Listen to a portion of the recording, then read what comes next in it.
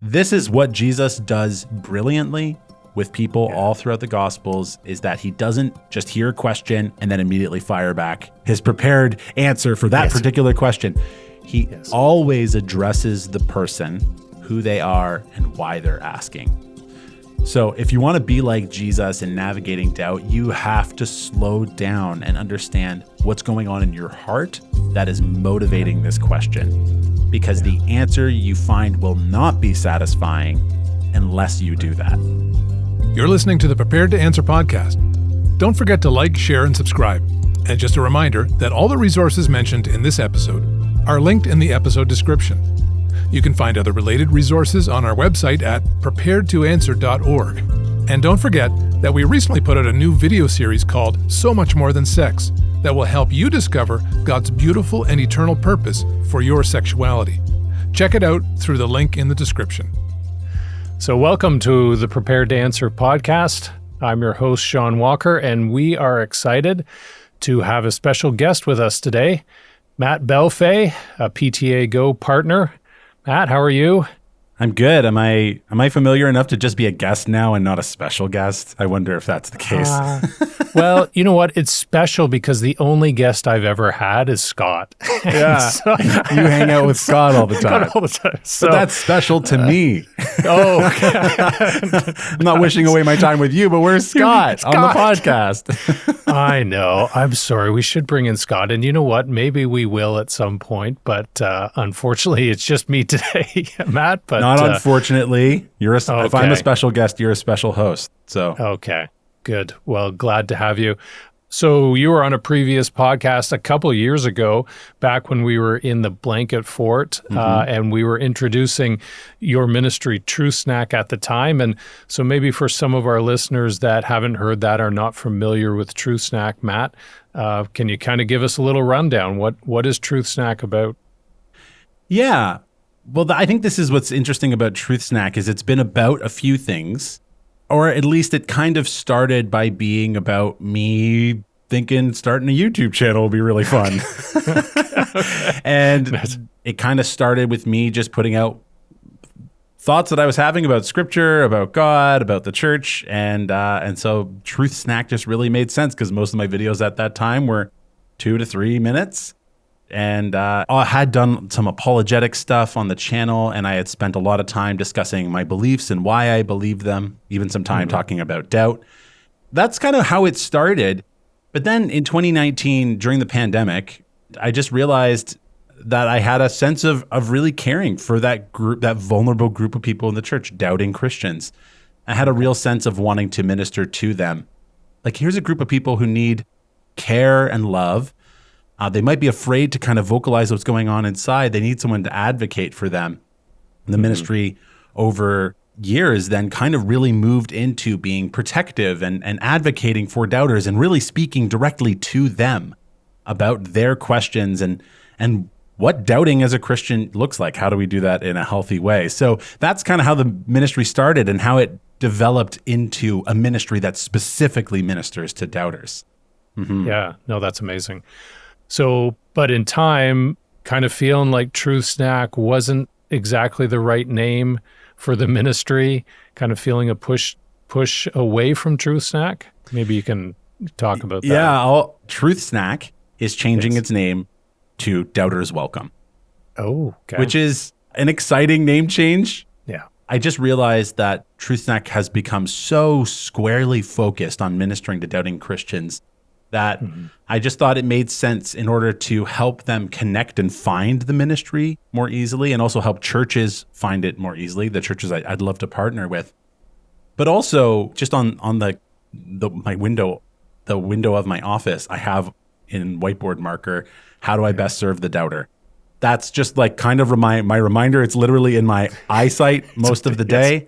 It really is what drives what Truth Snack, but now Doubters Welcome, does. And I just thought the name needed to reflect that heart a little bit more. Yeah, no, for sure. And we're excited about the name change. I think it's a great name change. So what does that mean then for our listeners that might want to be looking for your material? You have lots of great material online. Are they going to Truth Snack? Are they going to Doubters Welcome? What does it kind of look like for a rollout? Practically speaking, if you are already following Truth Snack on social media accounts, Instagram and YouTube and Facebook, those pages and accounts will just change their name. So if you're already following, you don't have to do anything different. Okay. But if you want to join the party, you need to type in a different address now to get to it. For a time, there'll be some crossover, but after another 6 months to a year, then basically everything will just be Doubters Welcome, and Truth Snack will just be a wonderful part of the lore. Part of the history. Yeah. Well, I wanted to move on to our topic for today. And really, Matt, this came from some of your shorts, some excellent shorts on different kinds of doubts. And so I was intrigued by that. And I know you've done a video on it, but I was really intrigued. And in fact, I doubted the fact that there's different types of doubt. And so hoping that we can kind of walk through that, what that means. I find that fascinating. I've always envisioned doubt just being doubt. There's only one kind of doubt, and I doubt it. But after watching some of the shorts, I was like, I need to talk to Matt about this. This is pretty interesting. Yeah, I love that. I love that you're, putting me on the back foot just a little bit to be like, I don't know, Matt, you might be overcomplicating this one. Yes. I think that's great, and I'm happy to jump into that. Sure. So I think in honor of Scott, whom we're missing desperately right now. Yes, exactly. I think it's helpful to try to define doubt a little bit. We need the dictionary. It's Scott's dictionary time. So what is doubt? And I think you actually make a good point. Like, doubt is doubt. Like there's like one, there's a definition of it. And so doubt is doubt. That's fair enough. I think what's interesting, doubt, could just be like a lack of confidence in something. But when we look at kind of the words that are actually used in the New Testament, they carry with it the concept of discerning between two ways, and sometimes literally being of two minds. It's like, I feel like I'm torn. I'm two people. I see this, but I also see that. I want this one thing, but I also want that other thing. So there's this idea of deliberation between two options. So I think it's fair to be like, that at its core is doubt. And really when I'm saying different types of doubt, I'm saying that there are different causes for that tension, and there are different ways to resolve that tension between these two ways. Is Christianity worth following or not? So like that, other people kind of say doubt ultimately is cognitive dissonance, which is a fancy term from sociology. It was actually coined by a sociologist named Leon Festinger, who infiltrated a cult, a doomsday cult. And he was in the cult, and they had predicted the end of the world. And he thought, once this date comes and goes, for sure, this cult is just going to fall apart. The date comes and goes. And then, of course, people have cognitive dissonance because they're like, we've believed this, but now it didn't happen. So they have these two options. Like, do I walk away from this? And what we do naturally is we want to make things coherent. We want to bring them together. And so we have to resolve the dissonance. Okay. One way to resolve that is to walk away. How this particular doomsday cult resolved it was to say that it was our faithfulness that actually delayed the end of the world, and it's actually coming on another day. So they resolved that tension in a different way. But the point is, that's kind of what doubt is it's kind of looking and saying, something's not working here, and it's making me question, I have to resolve this tension somehow. And there's probably a couple of options I can go in doing that. Okay. No, that's a fascinating way of doing it because, I've experienced doubt. I think we've all experienced doubt, but that's probably an excellent explanation of what I've experienced, that, you know what, something isn't working here and I need to resolve it. It's almost, sometimes can be a little panicky. Absolutely. Right? That, something, I've read something or something's come up and I'm like, I got to figure out the answer to this. Like, this is really bothering me. So, right. And so I guess when it comes to doubts, the question is, what's not working?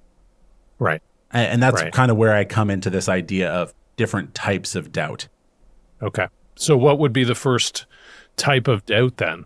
Well, these are in no particular order. And I should say up front that I've drawn some of these from the work of Dr. Gary Habermas, who is an expert on the resurrection of Jesus, but has also done some work looking into the phenomenon of Christian doubt. And so I'm drawing on some of his categories that I agree with, and I've added a fourth one, which I think is It's Sure. something that happens. I've just tried to add a name to something. I'm trying to name something that I'm seeing in my work. But Sure. we'll kind of go through them in the order that he typically does.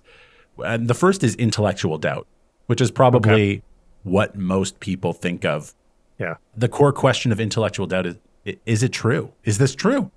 That can revolve obviously around a lot of different elements within Christianity. One that I've experienced in the past is just watching a documentary like Zeitgeist, which I think came out in like 2007, which is not a well-respected documentary by any means. But when I watched it, it claimed that Jesus was not a historical person, but was a retelling of ancient pagan myths. And that rattled me. I was like, oh my goodness, like if that's true, Jesus was not a historical person, then Christianity certainly isn't true. So that was some intellectual doubt that hit me pretty hard. And the way that I dealt with that was by researching great scholars like Dr. Habermas, Dr. Mike Licona, people like N.T. Wright, who are just like well-respected scholars who are saying, no. The question of whether Jesus of Nazareth was a historical person is pretty well-founded. So this documentary is out to lunch. Okay. So that's kind of intellectual doubt. It's satisfied at the end of the day by the hard data. When people show you good evidence, you end up saying, oh, yeah.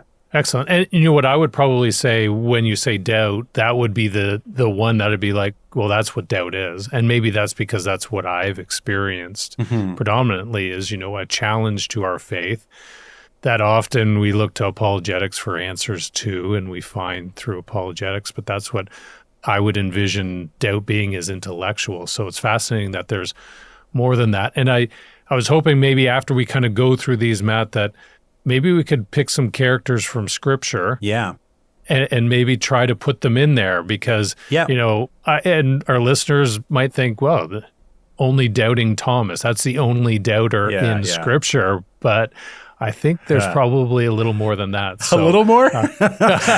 Is a lot of more a phrase? There's a lot of doubters, but yes, Thomas is certainly the most famous. So well done, Thomas. Sure. Yes, exactly. The leader, the captain of the doubters. Captain of the doubt team. Thomas. Nice. Good. So what? So intellectual doubt would be the first. What would be the second? Yeah, intellectual doubt with its core question being, is Christianity true? Then the second one would be emotional doubt, which has as a core question, just what if I'm wrong? And I think it's important that this is really driven by worry, like anxiety. I should also be clear, when people doubt, often there's a hodgepodge potpourri of these things. It's rarely just like one or the other, but I think you can identify different things going on. So emotional doubt can also be paired with intellectual doubt, but I think it is distinct in certain instances, like, and this has happened to me, you're just scrolling online and you see the title of an article, or you just see like the thumbnail of a YouTube video, and you can just tell from that alone that it's going to oppose what you believe about Christianity. And sometimes for people, that is enough. You haven't watched the video, you haven't read the article, that's enough to spark all kinds of worry and doubt. That would be emotional doubt, right? It's not like they presented an argument that tears down something. You just have the sense of worry. Oh, other people are saying I'm wrong. What if I am wrong? So that's not intellectual. It's just based on kind of an emotional response to something that you're seeing. In a sense, the intellectual evidence can only take us so far. At the end of the day, there's always going to be a gap between the academic intellectual evidence and absolute certainty. And so we have to take a step of trust, that trusting Jesus was sincere and honest when he claimed to be the Messiah. So there is a level at which our faith is not merely based on data and evidence, but we're choosing to trust Christ. And I think this is kind of where emotional doubt can sit, because all the intellectual evidence can be there, but we could still be overcome with anxiety. And I think what I would just want to point out is that overcoming intellectual doubt can be done when we grow intellectually. We go and we search for the evidence and we listen to qualified scholars and we go, oh, actually, there is some good apologetic evidence here. And I think a way that we can work through emotional doubt is by actually growing emotionally, like growing in our ability to lean into trusting Jesus. We can relook at the evidence again and say, no, it's there, or I've had these religious experiences, or I sense God's love and presence. But at some point you have to say, okay, unless I hear an argument that actually challenges something I believe, I'm not just going to let my anxiety spiral. I'm going to choose to trust Christ until I have a reason not to. So I hope that's helpful. I think for a lot of people, that's kind of a like, oh, and I've definitely been there. And Sure. When I wrestle with doubts, which I do, I'd say every couple of months, I'll just have a day where I'm feeling off. I say for the most part, it's emotional doubt. I haven't seen or heard something that really challenges what I've previously believed. Just having a day where the voices that are saying I'm wrong are starting to get to me. And I need to, for the most part, I might revisit evidence, but for the most part, I need to have a really honest conversation about Jesus, about how hard it is actually to trust him right now, and that he'd help me grow in my ability to do that. Yeah. Okay. No, that's excellent. So emotional doubt. I love the analogy that, that at some point intellectual, certainty ends and you have to go with faith. What are your thoughts? And if I think of this doubt, which I've experienced, has maybe been at times where I've not been in the Word as much, or maybe not in a community of fellow Christians, that I've kind of been away, and it seems to surface after those periods. Does that make sense? That I'm not, I don't know, for lack of a better word, plugged in, but the doubt is maybe this isn't true, and then I kind of go back to Scripture, or I'm back into community with other Christians, and that doubt seems to subside. Does that make any sense? Yeah, I think it does. It's hard to tell kind of off the bat why that would be the case. It could be emotional doubt, but actually that might be a very helpful transition, Sean, because that might lead us into our next kind of doubt, which would be like volitional doubt, which volition has to do with the will, like our desires, what we are oriented toward in life. Its core question is Christianity worth it? Okay. And I think that what you've just expressed there is when we get disconnected from a community of believers or enjoying time with God, we can go, I have the list of beliefs and I've prayed the prayer and I trust that I am a child of God, but is there much more to it that I need in my life? Right. Yeah, I'm kind of good. Where I'm at. I've got the list of beliefs and I'm good for the afterlife. So I suppose I just kind of set.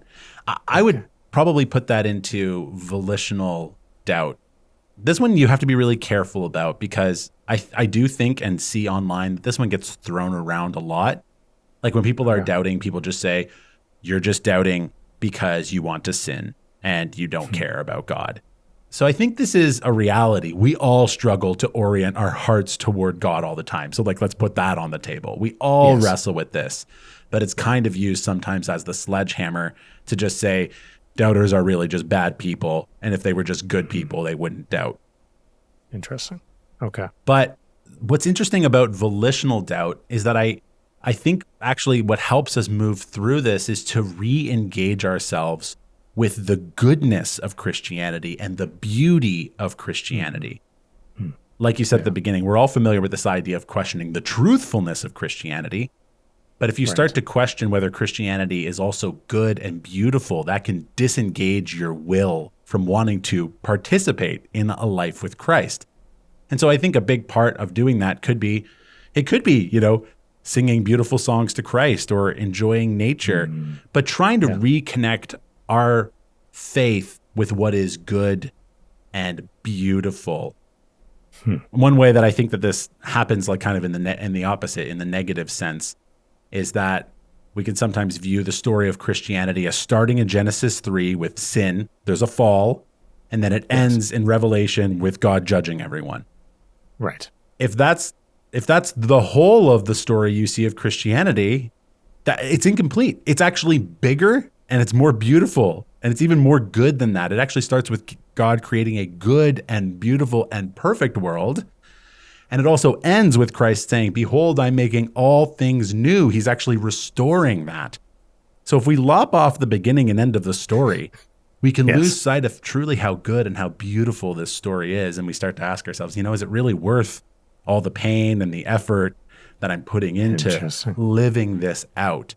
So I think volitional doubt is just, disengaging our will from our faith. Oh, okay. Oh, that's amazing. So these three, intellectual, emotional, and volitional. So these would be from, you said Dr. Habermas? Habermas with an M. Yeah, those are the ones that he kind of lays out. Like we've kind of talked about, I think intellectual is the most, like, that just like clicks. Sure. That's what we're used to. Yeah. Emotional, we kind of go, I think I've had that. And then it seems like volitional is kind of a different one because I think we don't think enough about our faith in terms of good and beautiful. We think about it primarily in terms of truth. But I think it's a good point as well. Yeah. So then Dr. Matt Bellefeuille, he's not a doctor yet, people, but I wouldn't doubt that he would be one day. No, I think you should doubt that. Not against education, but I know too many people working on doctorates to even pretend for a second that I have a doctorate. So no. Okay. No, just but little old me. You did come up with a fourth type of doubt. Yeah, what would that be? So I struggled truly to even what to name this, but I've come to social doubt or sociological doubt. Okay. I think I would lean towards sociological doubt, with a core question being, what does it mean to be a Christian? I think this happens, and there's a deep end to this conversation, so I'll do my best to go toward this without us drowning. Sure. I think this is the phenomenon that is most closely linked to the deconstruction movement. Okay. If you follow deconstruction accounts, sometimes they are criticizing churches and Christian institutions, and sometimes they're not wrong. You know, Right. You're hearing the critiques they're bringing, and you're going, yeah, you're actually noticing something that is worth critiquing. So I think sociological doubt arises when a particular Christian subculture struggles to distinguish between allegiance to Christ and allegiance to an institution or a political party or a cultural norm or a secondary doctrine. Right. Okay. If your Christian community says, no, you have to vote this way, or no, we can't criticize this institution because we're right. Right. Or cultural norms, or like a secondary doctrine about baptism or end times. What happens is that sometimes within their community, they think, no, that is what it means to be a Christian. If you don't believe what we believe on that issue, then you're not a real Christian. Okay. And so when people start to see, oh, you know what, my Christian community has flaws in its institution and its political thinking and its culture, maybe even in its secondary doctrine, that believer might want to change in those aspects, but their church community might be saying, if you change in that way, you're no longer a real Christian. So now they've been offered the false dichotomy of choose between our particular Christian subculture and disbelief, when in fact there are other options, which is that there's a wide range of political positions in Christian institutions and cultural expressions of Christianity. That's a fascinating one, and yeah, probably for today, at least in the West, Christianity-wise, I think that's a very valid doubt, because yes, if you're forced to choose between the institution or your community and disbelief, you might start exactly doubting everything about Christianity then, right? When things don't match up. Right. Faith is complicated. Beliefs are complicated. And there's a reason why the historic creeds of the church, all things considered, are pretty simple. They don't get into everything. And that's because they're trying to really nail down the basics, the core of our beliefs and our worldview. And they're offering, freedom to disagree, basically. Understanding that we're all working at, hopefully we're all doing our best to try to sort this out, but we're going to come to different positions. And it's going to be uncomfortable. Yeah. But what we should not do is look at other denominations or other churches and say, well, we're really the real Christians and everyone else is a subpar Christian. Yeah. I think that's frankly a bit of an arrogant position. And I think it's setting people up for a pretty horrible doubt crisis when they look at your Christian community, which has flaws, and start to notice it and maybe suggest that we should change. So that's an interesting tension. And I think that's kind of leading to some people wrestling with their faith because they're being told that they have to choose. Yeah.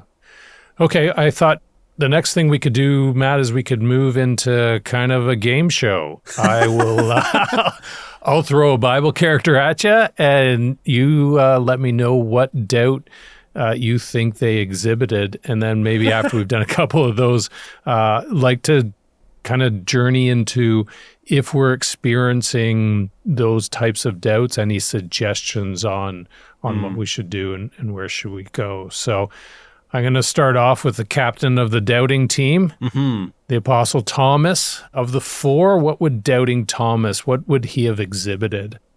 Well, of course, it's always hard to know psychologically what's going on. Right. We're trying to understand what's going on in their heart based on the text. Yes. But I do think there are some really good clues with doubting Thomas. Yes. I think I said earlier, the thing about intellectual doubt is that it's satisfied by evidence.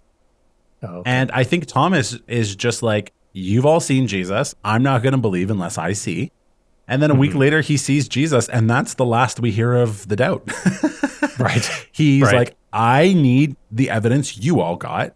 And then when he gets it, he's like, great, I'm set. This is true. Okay. So I think he's a really good example of intellectual doubt. He needed evidence. And when he got the evidence, he believed. Okay. How about the Pharisees? I mean, they doubted Jesus. Yeah. Oh, very interesting. Well, there could be different levels there because, like I said, these things kind of bleed into each other. But I see the Pharisees actually really struggling with what we talked about, sociological doubt. Part of that is because they're having a hard time distinguishing Christ's claims from what they're used to as a culture, right? Jesus is really messing with their way of life that they're used to. And because they perceive that as faithfulness, they're unable to consider what Jesus is offering them instead. And so Jesus is actually challenging their religious and social subculture. And they're unable to actually really engage with what Jesus is saying because they're creating for themselves that false dichotomy. Yeah. The Messiah must be exactly what we are in our subculture.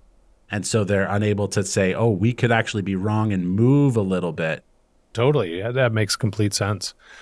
Next one. So actually surprised that John the Baptist would be in the doubting category, but in fact he is, which is fascinating. I mean, he was the forebearer of Christ, and you're like, he could not have doubted, but he in fact did. So what type of doubter would John the Baptist have exemplified? I think John, and the story you're talking about, let me just say, is in Luke 7. Yes. So if a listener hasn't read it, it's worth going and looking at. It's a really rich story, particularly about doubt. And I think what we're seeing here is John the Baptist experiencing emotional doubt, particularly because of how much evidence actually John has. Like he has what every single doubter that I talk to as a doubter, what every doubter wants. He had a voice from heaven tell him that Jesus was the Messiah. How could he doubt? He did. He grew up with Jesus. He had a voice from heaven. He saw a physical manifestation come down on Christ, the Holy Spirit. He was the forerunner. The prophet declared. How could it possibly be? Okay. Well, the small but important detail in the story is that John is in prison. And so his circumstances are testing his trust. Is he going to trust Jesus? Because he, like many followers of Jesus, had this idea that Jesus was going to come and was going to politically and immediately restore the kingdom of Israel out from under the Romans, revolution. Right. And so Jesus is doing different stuff. And John's like, I'm part of this story, but now I'm in prison and I think I'm going to die. So he's starting to worry. Yeah. Maybe I've got this wrong. And Jesus' response is fascinating. Jesus does, he affirms, he even offers a little more evidence. He quotes scripture to show John, no, I'm doing the things the Messiah should do. But he's inviting John again to trust him. Trust me in the gap of knowledge you have here that I am actually doing what the Messiah is meant to do. So I think John has good evidence, but I think he's experiencing that what if I'm wrong moment because his life is on the line. Pretty reasonable. Yeah, for sure. So would we see with an emotional doubt that sometimes this surfaces when our circumstances change? Oh, like circumstances, absolutely. Yeah. Okay. Influence Okay. emotional doubt. Yes. I mean, it can also really influence volitional doubt. Like if we experience evil and suffering, that can develop, that can cause us to question the goodness and beauty of Christianity as well. So circumstances certainly play a role in doubt. Yeah. Okay. How about the rich young ruler? The story from the Gospels of the rich young ruler. Yeah, and I think this is a good one because people probably don't really think of the rich young ruler as a doubter. But I'd say he's, at least as I've looked at the scriptures, I think he's probably one of the best examples of volitional doubt. He comes to Jesus. He clearly respects Jesus. He's asking him questions about how he can inherit eternal life. Jesus gives him a good answer. And Jesus offers, he says to the rich young ruler those same words that he said to the other disciples. He says, come follow me. So he invites him to come be a disciple. He can't do it because he's struggling to desire that relationship with Jesus more than his riches and his wealth. So to him, this core question is, what am I oriented toward more? And he's really wrestling with that. And he chooses ultimately his position and his power. And it says he goes away sad because he's kind of torn. He's torn between these two options. Right. Okay, excellent. So Matt, going to throw another one out at you. How about Abraham and Sarah? Yeah, I think they're a good example of maybe where doubts can intersect with each other. Okay. Maybe they're doubting the intellectual side. Like, is God really going to do this? Can God really, have us have a child in our old age? So, let's go another route, try to figure it out.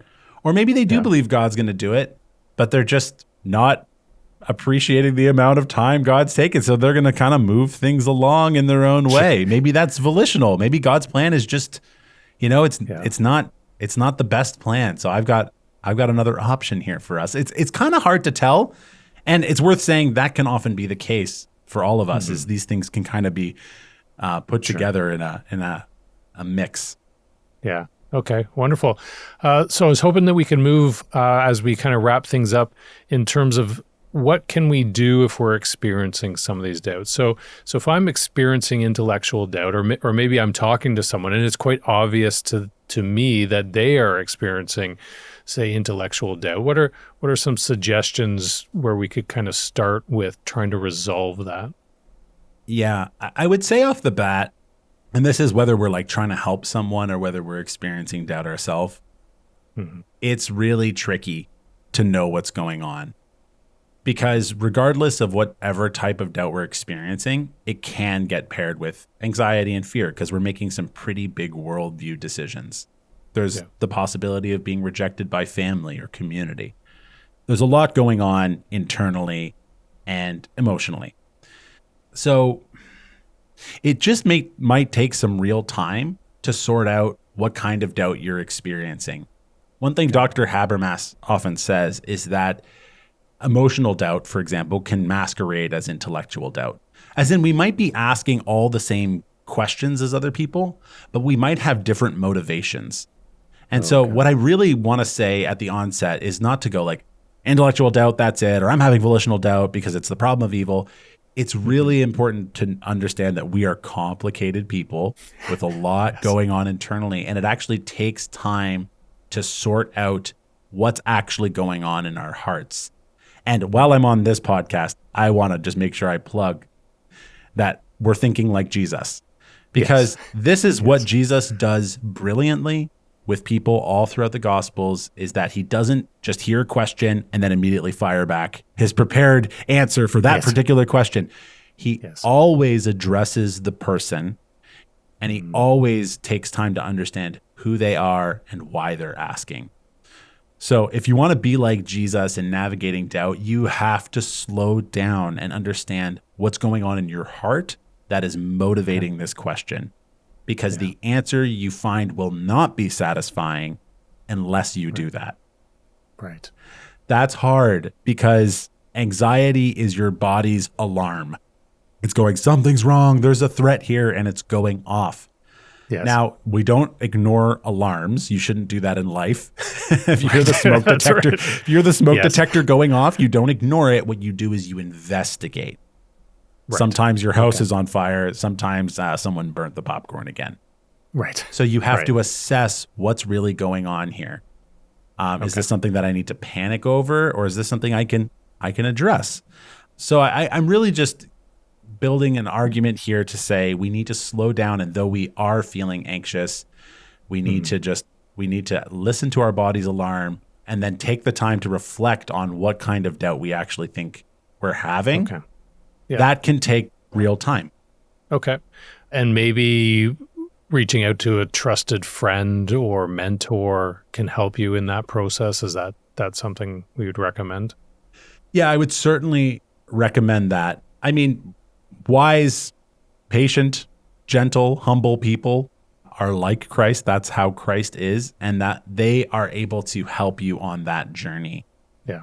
They might be able to also reflect back to you. Like, it's just helpful. When you talk, you're saying things that you're not even realizing, and people are going, hey, it actually sounds like you're quite frustrated with God. Or, I keep pointing you towards these great apologetic resources, and you're saying that like they're convincing you, but that never seems to change anything. Is this emotional doubt? That is really helpful for another person to be with you in this process, for sure. Okay.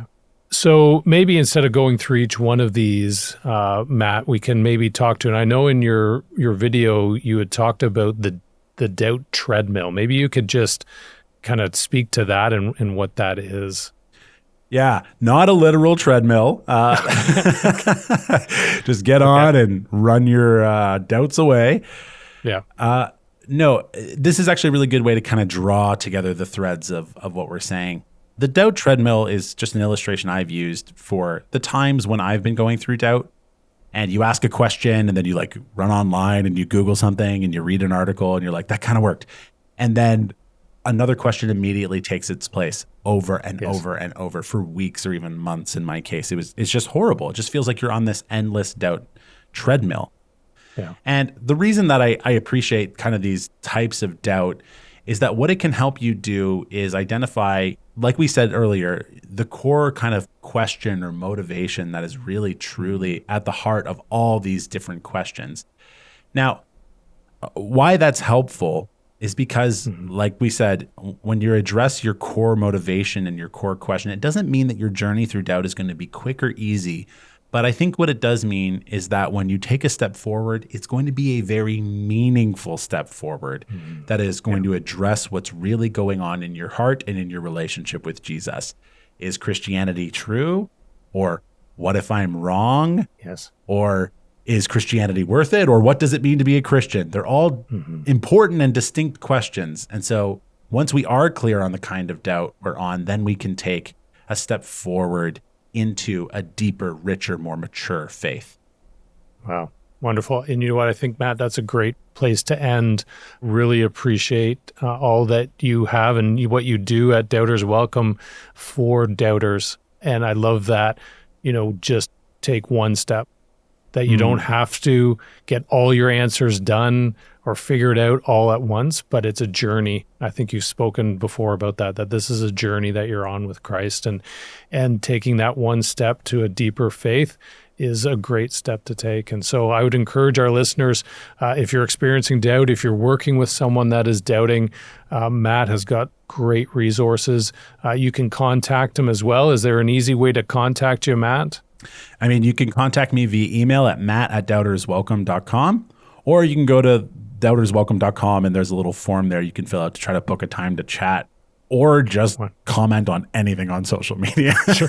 Okay. And I'll find you. But those are, there are more official ways. If you want to set up a time to chat, I'd love to do that.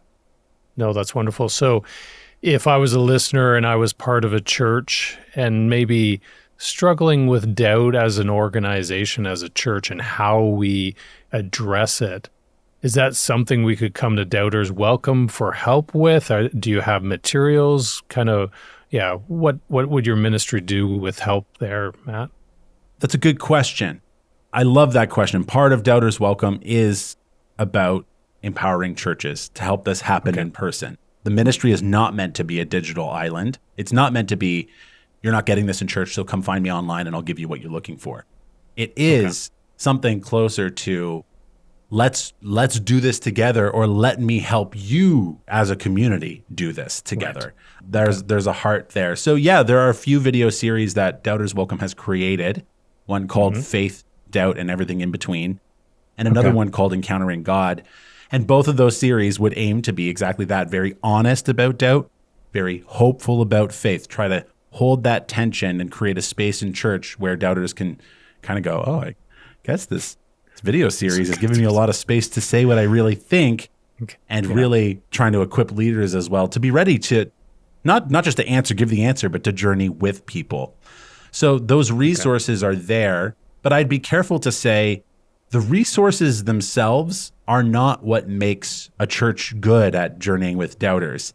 The resources are just one small step in creating a culture that is honest about doubt and hopeful about faith. And that's the ultimate goal, is to create a culture of people who are patient and humble and gentle and wise, that allow themselves to feel the discomfort of people bringing up challenging questions. I think using a video series is a way of kind of introducing that into the culture of your church and letting it form a little bit. So the resources are there. They are certainly not a Band-Aid that'll fix it all, but I think they're a helpful thing to move a church in the direction that would minister to doubters well. Okay, wonderful. And they could find those resources at truthsnack.ca, YouTube?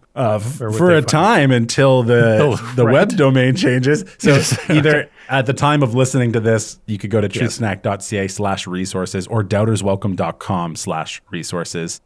And that's wonderful. You can download those for free, and they come with a trailer for the video and small group questions and social media posts. I really did create it to just be everything I would have wanted as a youth pastor. So just kind of plug and play. Like I know what it's like to try to lead a ministry night, and it's really designed to be that. Okay. Wonderful.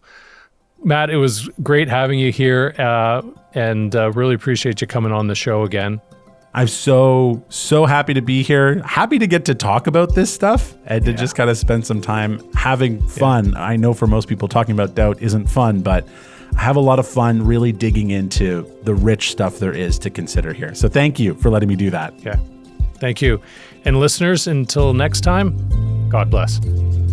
Thanks for listening to the Prepared to Answer podcast. Don't forget to like, share, and subscribe. And if you have any questions or comments you'd like to share with us, feel free to email us at info@preparedtoanswer.org, contact us through Facebook or Instagram @preparedtoanswer, or use the contact form on our website, www.preparedtoanswer.org.